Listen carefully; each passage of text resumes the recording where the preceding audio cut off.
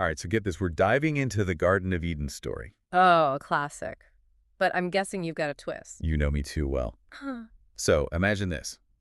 You're dropped into a world totally fresh, like Adam and Eve. No Google, no instruction manuals, just a garden and a whole lot of don't touch signs. Okay, I'm intrigued. A clean slate, huh? The ultimate knowledge download, good and bad, the whole shebang. Could you handle it? That's a loaded question. We always think knowledge is power, but this sermon we're diving into today makes you really stop and think, was all that knowledge really a good thing for them back then? Right, and that's where things get really interesting. We're taking a deep dive into this sermon because it looks at the Garden of Eden, and specifically the kind of knowledge Adam and Eve got, in a totally new way. And hint, it's way more than just apples. More than apples, huh? We're talking about understanding good and evil on a cosmic level, like Yeah. really getting it. And that's important because the ancient Hebrew idea of knowledge, it wasn't just about facts, it was deeper, experiential. It's like, imagine knowing fire is hot, sure, but really feeling the burn, understanding what it can do, good and bad. It had this weight to it. So not just knowing, but feeling the consequences. Exactly. And the sermon even points out later on in the Bible, it's almost like God is saying, yeah, knowing good and evil, that's kind of my department. But for us humans, maybe not so much, at least not right away. Whoa, too much too soon. It's like this powerful analogy the sermon uses. Imagine a young person leaving home for the first time, totally sheltered, and bam, hit with all the world's problems. It can be overwhelming, even destructive, without the tools to process it all.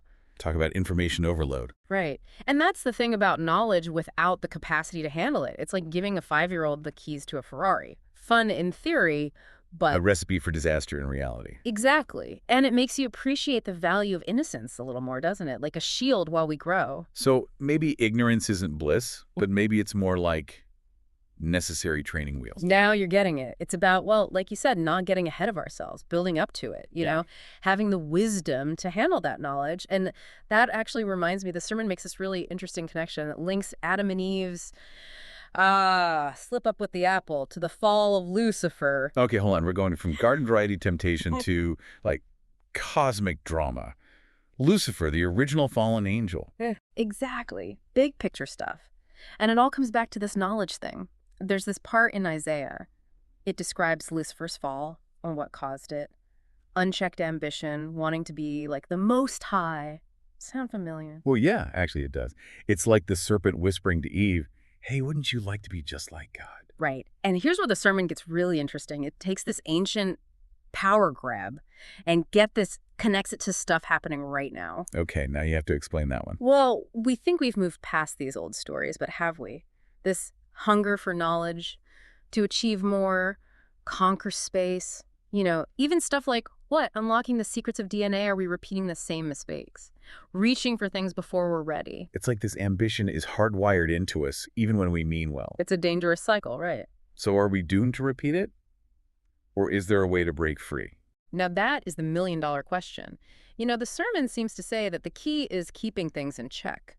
Our ambition, sure, but also pairing it with wisdom, humility, taking responsibility. Like, imagine a rocket without guidance, all that power, but... I know we're good. Exactly. Knowledge without a moral compass, it can go either way, right? It comes down to us. Which brings us right back to Adam and Eve, because there's this idea that Adam totally threw Eve under the bus after they ate the fruit.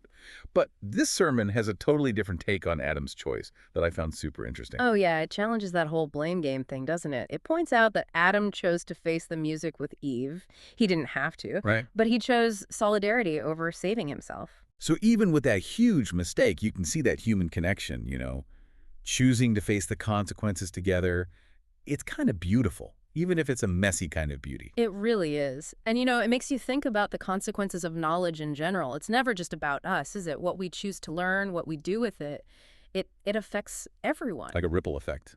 Exactly. And that's where wisdom comes in, realizing that our choices have this way of echoing outwards. Which brings us back to that warning the sermon keeps highlighting. This isn't just some ancient story, right? It's like a mirror for us today, especially now. I mean, we're drowning in information. Have we really learned anything from Adam and Eve? Are we any better at handling the consequences of all this knowledge? That's the question, isn't it? The Garden of Eden, it's not just a story.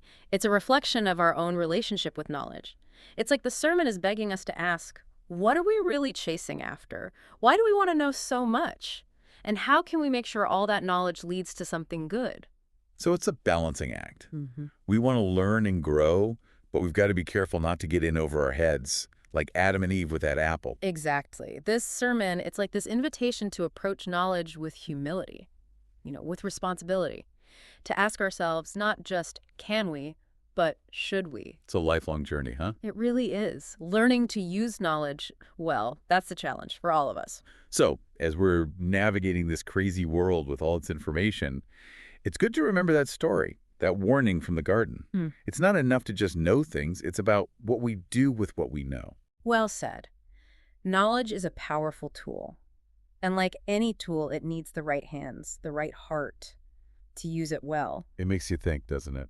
It does, and hopefully it pushes us to keep searching, keep learning, but to always remember that the pursuit of knowledge, it's really about becoming better versions of ourselves so we can make the world a little brighter.